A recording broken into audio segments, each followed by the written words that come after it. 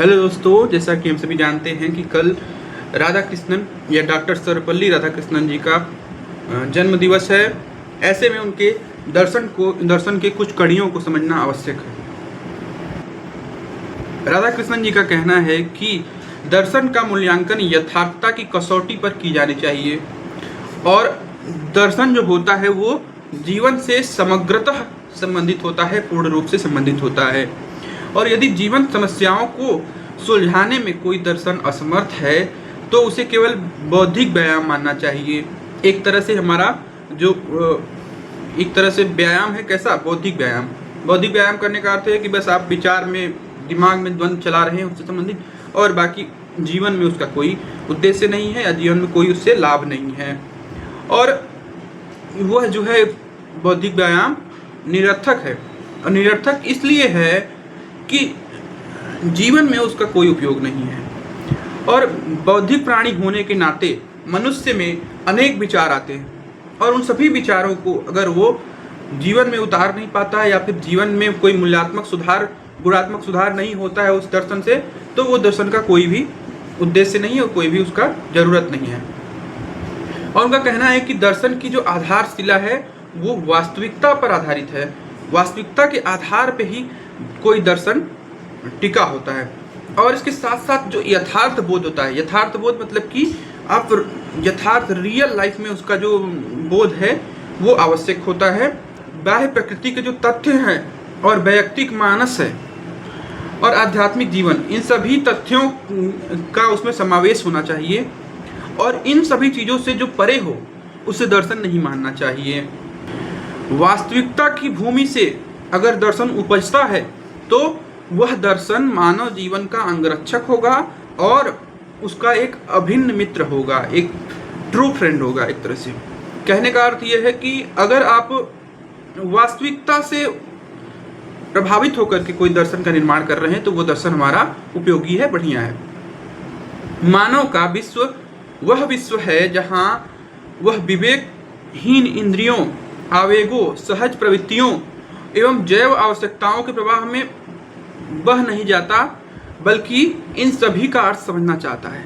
मतलब कि हमारे जीवन में जितने ऐन्द्रिक सुख हैं, ऐन्द्रिय चीज़ें हैं, उपलब्ध हैं, उन सभी चीज़ों के भावावेश में बहने से कोई उचित दर्शन नहीं बनता, बल्कि इन सभी को रोक करके इनको समझने की कोशिश की जाए। इसी केस में जो है कि हमारा दर्शन फलीभूत होता है, या इसी केस में जो उत्पन्न होता है दर्शन, वही हमारा सही दर्शन होता है। तो देखिए, ये सभी विचार जो हैं कि राधा कृष्णन जी के अनुसार हैं।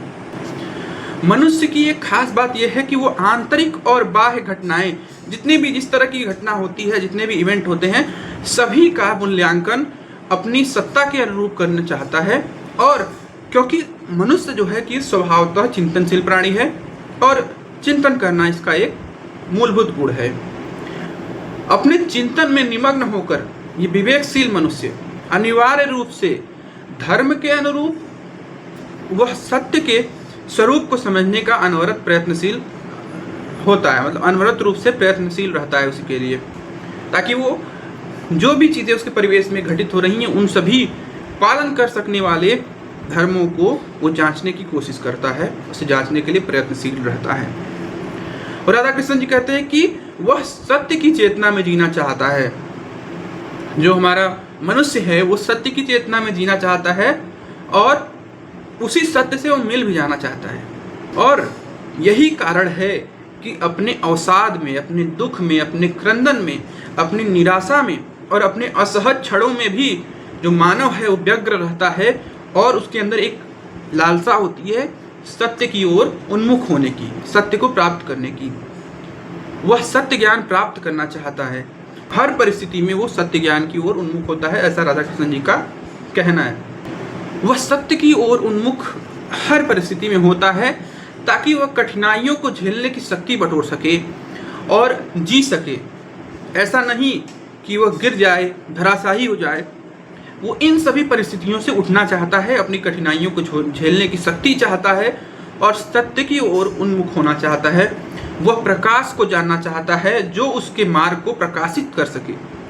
वह एक ऐसे प्रकाश को ढूंढ रहा है जो कि उसके मार्ग को प्रकाशित कर सके, जिस पर कि वो आगे बढ़ सके।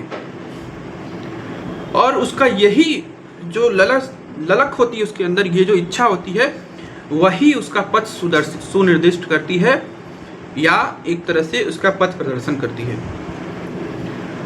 मनुष्य के अंदर प्रवृत्ति होती है कि वो असत से सत की ओर बढ़ना चाहता है, वो अंधकार से प्रकाश की ओर बढ़ना चाहता है, वो मृत्यु से अमरता की ओर बढ़ना चाहता है।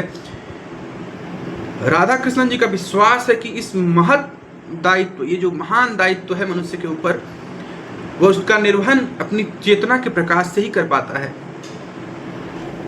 तो दोस्तों, कुछ ये पॉइंट्स थे राधा कृष्णन जी के दर्शन के मूल, और मैं आशा करता हूँ कि आपको इनके सोच ने प्रभावित जरूर किया होगा, और ऐसी ही अन्य महत्वपूर्ण बातें हम आगे भी करेंगे। आज के लिए इतना ही, धन्यवाद, और शिक्षक दिवस की आप सभी को शुभकामनाएं।